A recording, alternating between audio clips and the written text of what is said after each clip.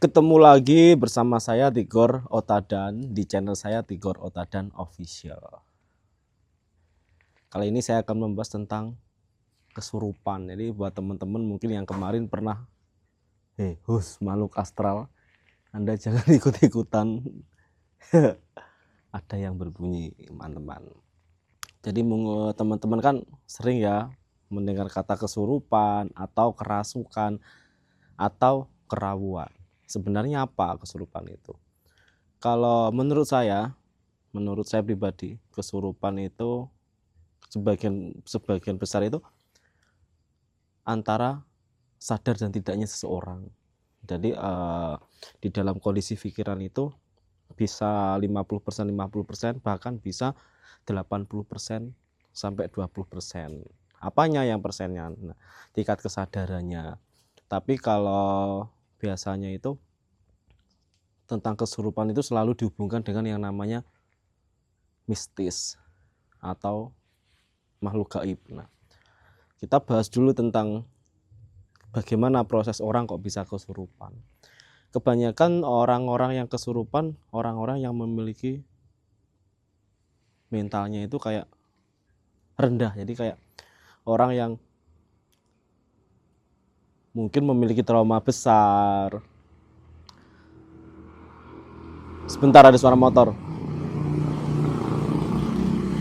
Atau seseorang yang pernah menyimpan dendam. Jadi seseorang yang mudah kesurupan, seseorang yang misalnya di masa lalunya dia menyimpan trauma rasa sakit hati yang begitu besar.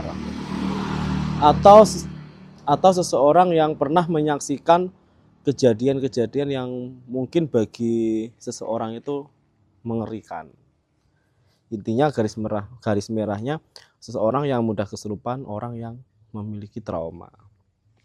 Nah, apakah makhluk halus itu bisa memasuki siapapun, memasuki tubuh siapapun?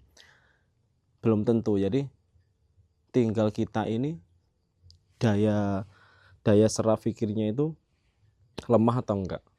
Orang yang daya pikirnya lemah itu orang yang mudah kesurupan. Daya pikirnya lemah terus mudah kesurupan.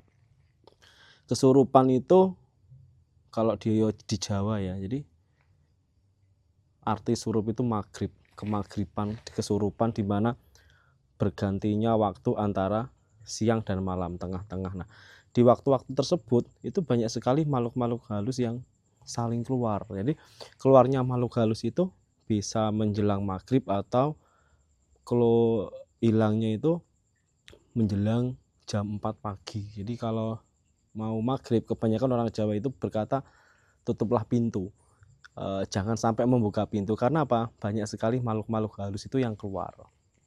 Nah, kesurupan itu adalah transisi di mana pindahnya antara kesadaran kita yang dikuasai dengan sosok lain. Nah, yang saya bahas di sini itu tidak hanya itu saja, terutama yang lagi viral.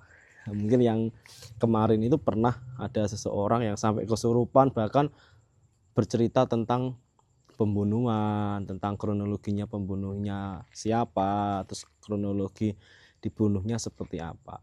Ini ada dua yang saya ingin kupas, antara kesurupan yang sebenarnya atau dari trauma tersebut. Nah, kalau kesurupan, ya saya pun juga mempercayai kesurupan itu ada, tapi kalau untuk di dunia kita nyatanya itu kesurupan dari 100% yang benar-benar kesurupan itu paling 15%.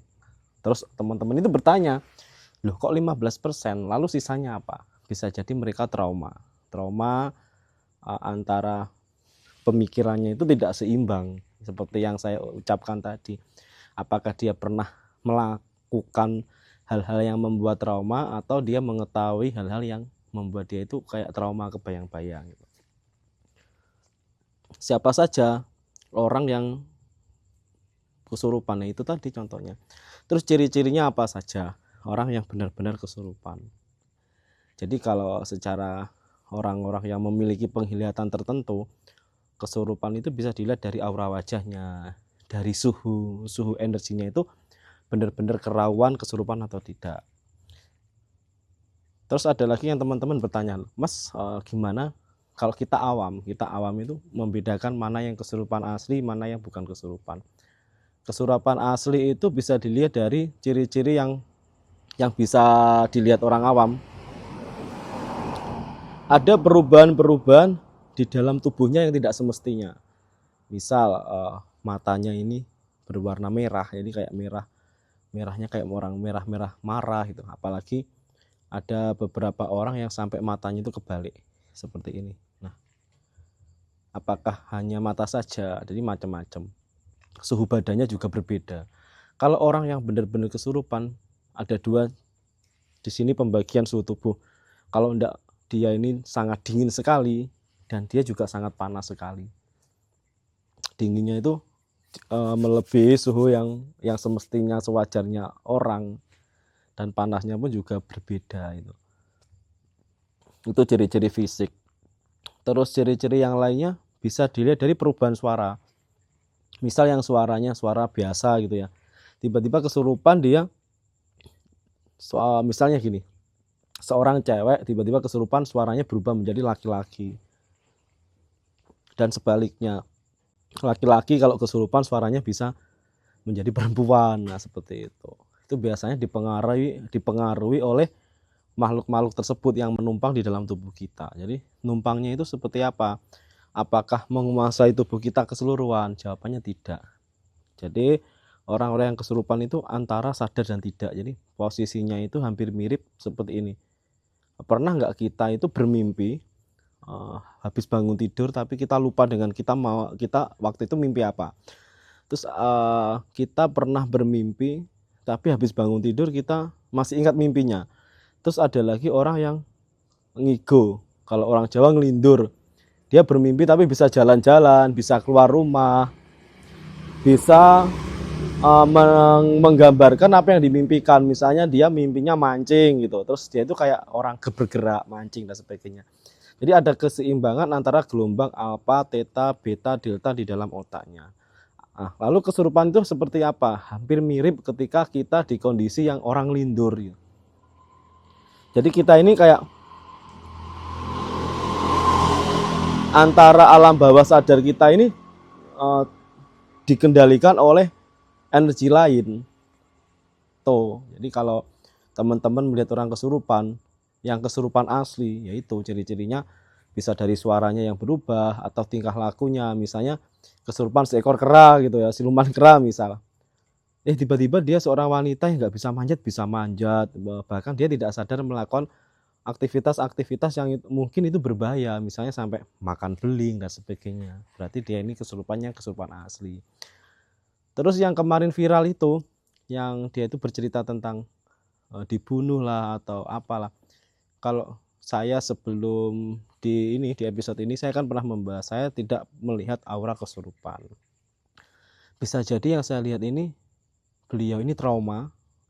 Apakah pernah mendengar, apakah pernah melihat, bahkan pernah mengetahui kejadian tersebut, sehingga beliau ini kayak di pikirannya itu bergejolak macam-macam itu, akhirnya kayak kesurupan dan menjelaskan kronologinya.